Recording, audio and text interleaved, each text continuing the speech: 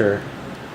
I got this on Amazon for about 200 bucks, and it was an impulse buy because I just hate doing dishes.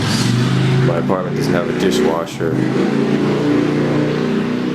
so it works like a charm. I load it up twice a week and don't have to do dishes. That's the inside. It's kind of small, but it works really well. You can rearrange some of the things inside, like you can remove that.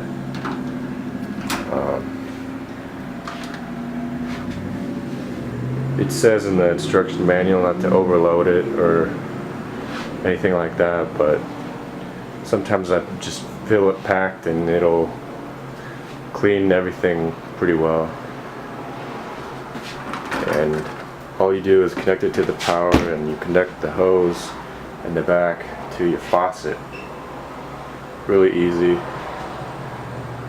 There's a few different settings that you can wash your dishes under.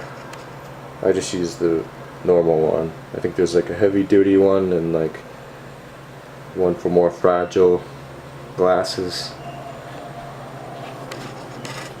But anyway, if you don't have a dishwasher and are researching countertop ones, this one's pretty solid.